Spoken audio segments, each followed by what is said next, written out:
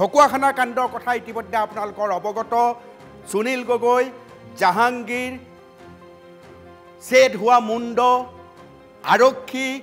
আৰু তাৰ পিছত CID আৰু শেহতীয়াভাৱে ওলাইছে নতুন খবৰ এই মুহূৰ্তৰ খবৰ ঢকুৱাখানাৰ সুনীল গগৈ কাণ্ডৰ নতুন মোৰ ঘটনাৰ আগদিনা সুনীল গগৈ উপস্থিত আছিল গোগামুখত সুনীল গগৈ ঘটনাৰ আগদিনা উপস্থিত আছিল গোগামুখত 30 মেৰ সন্ধিয়া সুনীল গগৈ আছিল গোগামুখত 31 মেৰ বিয়লিলৈ গোগামুখত আছিল সুনীল গগৈ 30 মেত গোগামুখৰ পূৰ্ণিমা লজত নিশা কটাইছিল গগৈয়ে লজটোৰ 102 নম্বৰ কোঠাত নিশা আছিল সুনীল গগৈ 31 মেত এজন লোকে লগ কৰিছিল সুনীল গগৈ লজটোৰ মেনেজাৰৰ পৰা সুনীল গগৈ ফোন কৰিছিল সেই লোকজনে আৰক্ষীয়ে সোধা পোছা কৰে উক্ত মেনেজাৰজনক সুনীল গগৈ লজত থকা সময়ত মেনেজাৰে লোৱা নাছিল কোনো তথ্য প্ৰমাণ লজটোত নাছিল কোনো CCTVৰ ব্যৱস্থা ঘটনা সংঘটিত হোৱাৰ পিছতে লজত লগোৱা হ'ল CCTV আটাইতকৈ গুৰুত্বপূৰ্ণ খবৰ আৰু গুৰুত্বপূৰ্ণ খবৰ এইবাবে কাৰণ পত্নীয়ে কেতিয়াবাই ঘোষণা কৰি থৈছে যে ঘটনা হোৱাৰ নিশা সুনীল গগৈয়ে পত্নীয়ে বাড়ি দিয়া ভাত এৰি অকণমান সময় কাম এটা আছে বুলি নিশা 8 বজাত ওলাই অহাৰ দাবী কৰিছিল তেওঁৰ পত্নীয়ে কৈছিল ঢকুৱাখানাতে নিজৰ ঘৰত আছিল পত্নীয়ে ভাত বাঢ়িছে সেই ভাত এৰি সুনীল গগৈ অকণমান কাম আছে বুলি ওলাই আহিছিল আৰু তেতিয়াৰ পৰা সুনীল গগৈ নাই আৰু যোৱা প্ৰায় 1.5 মাহ ধৰি এই বিষয়টোকে সকলোৱে বিশ্বাস কৰিছিল কিন্তু শেহতীয়াভাৱে এই মুহূৰ্তত বিগ নিউজ আপোনালোকৰ সন্মুখত ঘটনাৰ আগদিনা আগনিশা গোগামুখৰ এটা লজত আছিল সুনীল গগৈ অৰ্থাৎ পত্নীয়ে কোৱাৰ দৰে ঘৰত নাছিল সুনীল গগৈ ইয়ে সবাতোকৈ ডাঙৰ খবৰ 31 মেত এজন লোকে আনকি লগ কৰিছিল সুনীল গগৈ পূৰ্ণিমা লজটোৰ 102 নম্বৰ কোঠাত সুনীল গগৈয়ে নিশাটো পাৰ কৰিছিল 31 তাৰিখৰ কথা আৰু 31 তাৰিখে এজন লোকে আহি সুনীল গগৈক সাক্ষাৎ কৰিছিল লজটোৰ মেনেজাৰৰ পৰা সুনীল গগৈক ফোন কৰিছিল সেই লোকজনে আৰক্ষীয়ে সোধা পোছা কৰে উক্ত মেনেজাৰজনক সুনীল গগৈ লজত থকা সময়ত মেনেজাৰে লোৱা নাছিল কোনো তথ্য প্ৰমাণ লজটোত নাছিল কোনো CCTVৰ ব্যৱস্থা আকৰ্ষণীয় সময় আহি গৈছে এই সময়খিনি আৰু কি আছে কি ক'ব হৈছে শুনক বক্তব্য শুনি লওক সুনীল গগৈ আপোনাৰ সন্ধিয়া সময়ত 30 তাৰিখে সন্ধিয়া 5:30 মান বজাত মোৰ হোটেলত আহিছিলে তাৰপিছত তেখেতে ক'লে ভাইটি সিংগুল ৰুম আছে নেকি মই তেখেতক এটা সিংগুল ৰুম দিলোঁ সিংগুল ৰুম দি মেলি ৰেটটো ল'লোঁ মই ৰেটটো সিংগুল ৰুমৰ 800 টকা হয় আমাৰ 800 দিছে তেখেতে ৰাতিটো থাকিলে ৰুমত সোমাই গ'ল তেখেতে সোমোৱাৰ পিছত মই যেতিয়া সন্ধিয়া তলত নামি গ'লোঁ 6:30 মান বজাত তেখেতে মানে ৰুমত নাই ৰুমটো বাহিৰৰ পৰা লগ আছে মানুহটো ওলাই গৈছে ক'ত গৈছে মই গম নাপাওঁ আৰু মানুহটো ওলাই গ'ল ভাত খাব গৈছে বুলি ভাবিলোঁ তাৰপিছত মই 8:30 মান বজাত ভাত খাব গৈছোঁ ভাত খাব গৈ আপোনাৰ ঘূৰি অহা সময়ত তেখেতে মানে ৰুমতে আছে মই মানে গেট তলা মৰাৰ আগতে ৰুমবিলাক চেক কৰোঁতো তেখেতে ৰুমতে আছে তাৰপিছত মই গেটটো তলা মাৰি দিলোঁ গেটটো তলা মৰাৰ পিছত ৰাতিপুৱা গেট খুলিলোঁ ৰাতিপুৱা গেট খুলি মানে আপোনাৰ মই ৰুমত আছিলোঁ তেখেতৰ নেক্সট দিন মানে 2টামান বজাত তেখেতৰ এজন লগৰ আহিছিলে লগৰ আহি মেলি মোক ক'লে ভাইটি তোমাৰ মোবাইলটো দিয়াচোন মোৰ ফোনটো তোমাৰ ৰুমত থকা মানুহজনে ৰিচিভ কৰা নাই তাৰপিছত মই ফোনটো দিলোঁ মোৰ ফোনেদি তেখেতে তালৈ ফোন কৰিলে ফোন কৰাৰ পিছত ক'লে তুমি ক'ত আছে বুলি সুধিছে সিজন মানুহে তাৰপিছত সিজন মানুহে ক'লে মোৰ ৰুমত থকা মানুহজনে উত্তৰ দিলে মই চুলি কাটি আছোঁ বুলি আকৌ নেক্সটবাৰ ফোন কৰিছিলে নেক্সটবাৰ ফোন কৰোঁতে ক'ত আছা বুলি ক'লে আহি আছোঁ বুলি ক'লে আৰু এবাৰ ফোন কৰিছিলেগৈ লাষ্টত ফোন কৰোঁতে ক'লে মই আহি পালোঁ বুলি তেখেতে নামি গুচি গৈছে নামি গুচি যোৱাত মানে মোৰ তলত নামি যাব লৈছিলোঁ মোৰ তলত নামিলোঁ নমাৰ পিছত মানে তেখেতে 2টা ৰুমত সোমাই গ'ল মই তলত থাকিলোঁ তলত থকাৰ পিছত সন্ধিয়া সময়ত মই আহিলোঁ অহাৰ পিছত বিল ল'ব আহিছিলোঁ নেক্সট দিনাখনি পে'মেণ্টটো ল'ব আহিছিলোঁ পে'মেণ্টে ল'বলৈ সোমাওঁতে মানে ৰুমটো গেটটো খোলা আছে খোলা আছে মানে তেখেতলোক দুটা ওলাই গ'লগৈ বিলটো নেক্সট দিনাখনি পে' নকৰিলে আৰু পে' নকৰাৰ ফলত মই ৰুমটো চফা কৰি মেলি থৈ দিলোঁগৈ আৰু তেখেতলোকে গুচি গ'লগৈ সুনীল গগৈ কিবা প্ৰুফ লৈছিলে নাই সুনীল গগৈ আপোনাৰ মোবাইল নাম্বাৰটো মোৰ ওচৰত আছে ডকুমেণ্ট কি লৈছিলে ডকুমেণ্টটো মানে ল'ম বুলি ভাবিছিলোঁ কিন্তু তেখেতে মানে অলপ ৰেষ্ট কৰি লওঁ বুলি ক'লে মই ৰখিলোঁ খেলা খতম লেঠা শেষ এক প্ৰকাৰ ৰিজাল্ট ওলাল বুলি ধৰি লওক সুনীল গগৈ কাণ্ডত 102 নম্বৰ কোঠা গোগামুখৰ পূৰ্ণিমা লজ সন্মুখত আহিল অৰ্থাৎ CIDয়ে আওপাকে সুনীল গগৈ জীৱিত আছে সুনীল গগৈয়ে পৰিকল্পনা কৰিছে সুনীল গগৈয়ে ভিডিঅ' যে প্ৰেৰণ কৰিছিল বিভিন্ন সময়ত সেই ভিডিঅ'ত সন্দেহ আছে পৰিকল্পিত ভিডিঅ' বুলি ব্যাখ্যা কৰিছিল এই কথাবিলাক এই ধৰণৰ কথাৰ বাবে কৈ আছে অৰ্থাৎ সুনীল গগৈ পৰিয়ালৰ সামগ্ৰিকভাৱে ভিতৰুৱা কথা এতিয়া ওলোৱাৰ পথত দেখি থকা ঘটনা আৰু বাস্তৱ জীৱন সদায় পৃথক আপুনি যদি ঘটনা এটা দেখি আছে দেখা ঘটনাটোকে আজিৰ যুগত হয়তো বিশ্বাস কৰা কঠিন কাৰণ ঘটনাৰ বিচাৰি গৈ কেতিয়াবা তাৰ ওলোটা ছবি আপোনাৰ সন্মুখলৈ আহিব পাৰে সুনীল গগৈ ঘটনাটোত তেনে এক ইংগিত ইতিমধ্যে বহন কৰিছে আমাৰ লগত পুলক আছে ফোন লাইনত CIDৰ অভিযান চলি আছে তাৰ মাজৰে লজটোৰ খবৰ কেনেকৈ আহিলে 102 নম্বৰ কোঠাৰ কাহিনী কেনেকৈ সন্মুখলৈ আহিল পুলক হয় সব অনুপম ৰহস্যৰ পৰা ৰহস্যঘন হৈ পৰিছে ঢকুৱাখানা কাণ্ডই ইতিমধ্যে এমাহ 27টা দিন পাৰ হ'ল কিন্তু এই মুহূৰ্তলৈকে প্ৰকৃত ৰহস্য কিন্তু উদ্ঘাটন কৰিবলৈ সক্ষম হোৱা নাই CID অথবা আৰক্ষীয়ে ইয়াৰ মাজতে আজি এটা ঘটনা পোহৰলৈ আহিছে ঘটনাৰ আগদিনা সুনীল গগৈ গোগামুখৰ এখন লজত থকাৰ তথ্য পোহৰলৈ আহিছে 30 মে সন্ধিয়া 5 বজাৰ পৰা 31 মে বিয়লিলৈকে গোগামুখত আছিল সুনীল গগৈ গোগামুখৰ পূৰ্ণিমা লজত 30 মেত 112 নম্বৰ কোঠাত নিশা কটাইছিল সুনীল গগৈ ইয়াৰ বিপৰীতে কিন্তু বাৰম্বাৰ আমি যেতিয়াৰ পৰা ঘটনা আৰম্ভণিৰ পৰাই পত্নীক যেতিয়া আমি সুধিছিলোঁ সংবাদ মাধ্যমৰ আগত কিন্তু পত্নীয়ে স্পষ্টভাৱে কৈছে দাবী কৰিছে যে 30 আৰু 31 মেৰ দিনা কিন্তু সুনীল গগৈ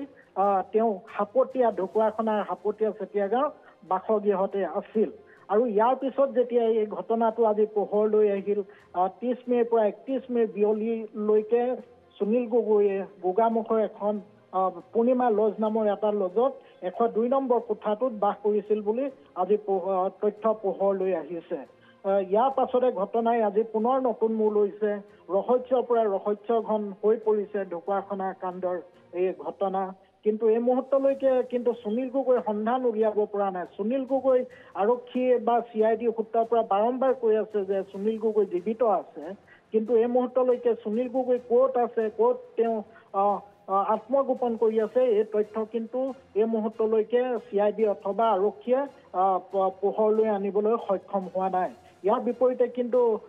সুনীল গগৈ পত্নীয়ে বাৰম্বাৰ দাবী কৰি আহিছে যে সুনীল গগৈ জীয়াই থকা নাই সুনীল গগৈ যদিও জীয়াই আছে CIDয়ে তেওঁলোকক কোনো গোপন স্থানত আবদ্ধ কৰি ৰাখিছে বুলিহে পত্নীয়ে অভিযোগ উত্থাপন কৰিছে প্ৰতি অভিযোগৰ পৰা অভিযোগ উত্থাপিত হৈছে CIDয়ে যদি এটা কথা কৈছে সুনীল গগৈ পত্নী পুষ্পা গগৈয়ে আন এটা কথা কৈছে মানে গোটেই ঘটনাটো এটা ৰহস্যৰ পৰা ৰহস্যঘন হৈ পৰিছে ইতিমধ্যে এমাহ হয় পুলক আৰক্ষীয়ে নিশ্চিত কৰিছেনে যে গোগামুখৰ লজতেই 30 তাৰিখে আছিল সুনীল গগৈ হয় নিশ্চিত কৰিছে ইতিমধ্যে অনুপম কিয়নো CIDয়ে ইতিমধ্যে হোটেলখনৰ যি তেওঁলোকৰ লজটোৰ যি বহি যি গ্ৰাহকৰ যি বহি তেওঁলোকৰ ৰেজিষ্টাৰ সেই ৰেজিষ্টাৰখন ঢকুৱাখানা আৰক্ষীয়ে ইতিমধ্যে ঢকুৱাখানা থানালৈ লৈ আহিছে আৰু ইতিমধ্যে সোধপোছ কৰিছে হোটেলখনৰ মেনেজাৰক আৰু তাৰ বিপৰীতে প্ৰায় 2টা দিন ঢকুৱাখানা আৰক্ষীয়ে গোগামুখৰ সেই হোটেলখনক তন্নকৈ তালাচী চলাইছিল কিন্তু সেই হোটেলখনত সেই সময়ত কিন্তু CCTV তেওঁলোকে স্থাপন কৰা নাছিল যাৰ কাৰণে এতিয়া আৰক্ষী সন্দিহান হৈ পৰিবলগীয়া হৈছে প্ৰকৃততে উক্ত দিনা সেই হোটেলখনত প্ৰকৃততে সুনীল গগৈয়ে সঁচাই আছিল নে 102 নম্বৰ কোঠাটোত বা তেওঁ নিজে বুক কৰিছিল নে সেই কথাক লৈ কিন্তু আৰক্ষী সন্দিহান হৈ পৰিছে কিয়নো হোটেলখনৰ মেনেজাৰে যি তেওঁ সুনীল গগৈ হওক বা অন্য গ্ৰাহকৰ যি পৰিচয় পত্ৰ ৰাখিব লাগে সেই পৰিচয় পত্ৰও ৰখা নাছিল বুলি হোটেলখনৰ মেনেজাৰ পৰা জানিব পৰা গৈছে বা আৰক্ষী আৰু সংবাদ মাধ্যমকো সেই কথা তেওঁ অৱগত কৰিছে এতিয়া ঘটনাটোৱে যেতিয়া আমি কিন্তু যিখন বহি সেই বহিত তাৰমানে 102 নম্বৰ কোঠা সুনীল গগৈ বুলি লিখা আছিল নেকি হয় নিশ্চয়কৈ 102 নম্বৰ কোঠাটো উক্ত 30 তাৰিখৰ দিনা নিশা সুনীল গগৈ কটোৱা বুলি উল্লেখ কৰা আছে বাকি কোনো ধৰণৰ কাগজ পত্ৰ নাই বাকি কোনো ধৰণৰ এই মুহূৰ্তলৈকে আই কাৰ্ড দিয়াৰ ব্যৱস্থা নাই হোটেলখনত আই কাৰ্ড লোৱাৰ কোনো ব্যৱস্থা নাছিল আনকি চিচিটিভিও নাছিল সেই সময়ত হোটেলখনত পৰৱৰ্তী সময়ত তেওঁলোকে চিচিটিভি স্থাপন কৰা বুলি জানিব পৰা গৈছে কিন্তু সেই সময়ত পৰৱৰ্তী সময়ত তেওঁলোকে চিচিটিভি ব্যৱস্থা কৰা অৰ্থ হ'ল এই হোটেলখন সেই লজখনৰ মানুহে আওপাকে এই ঘটনাটোৰ লগত জড়িতও থাকিব পাৰে হয় নিশ্চয়কৈ সেই ঘটনাটো এতিয়া ৰহস্য হৈ পৰিছে সেই সময়ত চিচিটিভি নাছিল সেই সময়ত তেওঁলোকে পৰিচয় পত্ৰ গ্ৰাহকৰ পৰা পৰিচয় পত্ৰ লোৱা নাছিল এতিয়া পৰৱৰ্তী সময়ত তেওঁলোকে চিচিটিভি স্থাপন কৰিছে গ্ৰাহকৰ পৰা হোটেললৈ যোৱা গ্ৰাহক যি নৈশ যাপন কৰে তেওঁলোকৰ পৰিচয় পত্ৰ ব্যৱস্থা কৰা তথ্য আহি পৰিছে গোটেই ঘটনাটোৱে ৰহস্যৰ পাকচক্ৰত সোমাই পৰিছে মুহূৰ্তত আৰু এটা প্ৰশ্ন আৰু এটা বিষয় পুলক আমি জানো যে জাহাংগীৰ বোধহয় গোগামুখৰ আশে পাশে আছিল নহয় জানো হয় নিশ্চয়কৈ তেওঁ সিদিনা 30 মে'ৰ দিনা পৰিয়ালৰ সুনীল গগৈ পৰিয়ালৰ সূত্ৰই দাবী কৰা মতে 30 মে'ৰ দিনা জাহাংগীৰক লৈ ধেমাজি এডোখৰ ঠাইত তেওঁক বুটিকুৰ বুলি এটা অঞ্চলত নমাই দিয়া বুলি পৰিয়ালৰ সূত্ৰই দাবী কৰিছে আৰু 31 মে'ৰ দিনা তেওঁলোকে ধেমাজিৰ এটা বেংকৰ পৰা প্ৰায় 80,000 টকা উলিওৱাৰ তথ্য পোহৰলৈ আহিছিল বিগত সময়ত অনুপম অৰ্থাৎ জাহাংগীৰ ধেমাজিৰ আশে পাশে আছিল সেই সূত্ৰে সুনীল গগৈ গোগামুখৰ লজত আছিল তাৰপিছত ঘটনাক্ৰম হ'ল এনেধৰণেও এটা অনুভৱ বা এটা অনুমান কৰিব পাৰি চাগে পুলক হয় নিশ্চয়কৈ গোটেই ঘটনাটোৱে হৈছে পৰিকল্পিত এটা এদিনীয়া বা দুদিন পৰিকল্পিত ঘটনা নহয় এইটো পূৰ্ব পৰিকল্পিত এটা ঘটনা কিয়নো কোনো ব্যক্তি বাহিৰৰ ব্যক্তি নোহোৱাকৈ বা সুনীল গগৈৰ সহায় নোহোৱাকৈ ঢকুৱাখানাৰ এখন ভিতৰুৱা অঞ্চলত এটা লুংলুঙীয়া বাট য'ত মানুহৰ বসতিও কম পথাৰৰ এটা নিৰ্দিষ্ট চুকত এখন চুমনি বাৰীত যে এই ঘটনা সংঘটিত কৰিব পাৰে বেলেগৰ পৰা আৰক্ষী বা সাধাৰণ লোকে দাবী কৰা ধৰণে বাহিৰৰ মানুহ আহি যে এই ঘটনাটো সংঘটিত কৰিব পাৰে সেইটো কিন্তু এই মুহূৰ্তত ডাঙৰ কথা কিয়নো অত্যন্ত পিছপৰা অঞ্চল তালৈ গাড়ী যোৱাৰ কোনো সুব্যৱস্থা নাই তেনেস্থলত সেই মাজ নিশা ইমান আন্ধাৰত বাহিৰৰ পৰা কেনেদৰে এই ঘটনা সংঘটিত কৰিব পাৰে তাক লৈ কিন্তু এতিয়া ৰহস্য আৰু চাঞ্চল্যৰ সৃষ্টি হৈছে পুলক এই ক'লা গেঞ্জি পিন্ধি থকা এই ল'ৰাটোৱে পূৰ্ণিমা লজখনৰ মেনেজাৰ নেকি হয় মেনেজাৰ তেখেতে হৈছে পূৰ্ণিমা লজখনৰ মেনেজাৰ কি নাম তেওঁৰ তেওঁৰ নামটো আমি এই মুহূৰ্তলৈকে জানিব পৰা সৰু ল'ৰা বয়সত সৰু ল'ৰা বৰ ডাঙৰ ল'ৰা নহয় হয় নিশ্চয়কৈ বয়সত সৰু ল'ৰা গোগামুখৰ আৰক্ষীয়ে অভিযান চলোৱাৰ পিছত তেওঁ কেমেৰাৰ সন্মুখলৈ আহিছে নেকি নাই আজি প্ৰথমবাৰৰ কাৰণে কেমেৰাৰ সন্মুখলৈ আহিছে গোটেই ঘটনাটোৱে আজি প্ৰথমবাৰ কাৰণে সংবাদ মাধ্যমলৈ আহিছে পূৰ্ণিমা লজৰ এই বিষয়টো পূৰ্ণিমা লজৰ মালিক কোন পূৰ্ণিমা লজৰ মালিক গোগামুখৰে এজন স্থায়ী বাসিন্দা বুলি জানিব পৰা গৈছে এই মুহূৰ্তলৈকে তেখেতৰ নাম আমাৰ হাতলৈ আহি পৰা নাই পৰৱৰ্তী সময়ত আমি তথ্য সহকাৰে পুনৰ সুনীল গগৈ এই কাণ্ডৰ সম্পৰ্কত পৰৱৰ্তী সময়ত আমি বিস্তৃত তথ্য NKTV দৰ্শকসকললৈ দিবলৈ চেষ্টা কৰিম বহুত বহুত ধন্যবাদ পুলক কিন্তু মই আকৌ এবাৰ দেখুৱাইছোঁ আপোনালোকক এই বিশেষ ল'ৰাজন মেনেজাৰজন এটা সৰু ল'ৰা চাঞ্চল্যকৰ স্বীকাৰোক্তি তেওঁ প্ৰদান কৰিছে তেওঁ কি কৈছে আকৌ এবাৰ মন দি শুনক সুনীল গগৈ আপোনাৰ সন্ধিয়া সময়ত 30 তাৰিখে সন্ধিয়া 5:30মান বজাত মোৰ হোটেলত আহিছিলে তাৰপিছত তেখেতে ক'লে ভাইটি ছিংগুল ৰুম আছে নেকি মই তেখেতক এটা ছিংগুল ৰুম দিলোঁ ছিংগুল ৰুম দি মেলি ৰেটটো ল'লোঁ মই ৰেটটো ছিংগুল ৰুমৰ 800 টকা হয় আমাৰ 800 দিছে তেখেতে ৰাতিটো থাকিলে ৰুমত সোমাই গ'ল তেখেতে সোমোৱাৰ পিছত মই যেতিয়া সন্ধিয়া তলত নামি গ'লোঁ 6:30 মান বজাত তেখেতে মানে ৰুমত নাই ৰুমটো বাহিৰৰ পৰা লগ আছে মানুহটো ওলাই গৈছে ক'ত গৈছে মই গম নাপাওঁ আৰু মানুহটো ওলাই গ'ল ভাত খাব গৈছে বুলি ভাবিলোঁ তাৰপিছত মই 8:30 মান বজাত ভাত খাব গৈছোঁ ভাত খাব গৈ আপোনাৰ ঘূৰি অহা সময়ত তেখেতে মানে ৰুমতে আছে মই মানে গেট তলা মৰাৰ আগতে ৰুমবিলাক চেক কৰোঁতো তেখেতে ৰুমতে আছে তাৰপিছত মই গেটটো তলা মাৰি দিলোঁ গেটটো তলা মৰাৰ পিছত ৰাতিপুৱা গেট খুলিলোঁ ৰাতিপুৱা গেট খুলি মানে আপোনাৰ মই ৰুমত আছিলোঁ তেখেতৰ নেক্সট দিন মানে 2টামান বজাত তেখেতৰ এজন লগৰ আহিছিলে লগৰ আহি মেলি মোক ক'লে ভাইটি তোমাৰ মোবাইলটো দিয়াচোন মোৰ ফোনটো তোমাৰ ৰুমত থকা মানুহজনে ৰিচিভ কৰা নাই তাৰপিছত মই ফোনটো দিলোঁ মোৰ ফোনেদি তেখেতে তালৈ ফোন কৰিলে ফোন কৰাৰ পিছত ক'লে তুমি ক'ত আছে বুলি সুধিছে সিজন মানুহে তাৰপিছত সিজন মানুহে ক'লে মোৰ ৰুমত থকা মানুহজনে উত্তৰ দিলে মই চুলি কাটি আছোঁ বুলি আকৌ নেক্সটবাৰ ফোন কৰিছিলে নেক্সটবাৰ ফোন কৰোঁতে ক'ত আছা বুলি ক'লে আহি আছোঁ বুলি ক'লে আৰু এবাৰ ফোন কৰিছিলেগৈ লাষ্টত ফোন কৰোঁতে ক'লে মই আহি পালোঁ বুলি তেখেতে নামি গুচি গৈছে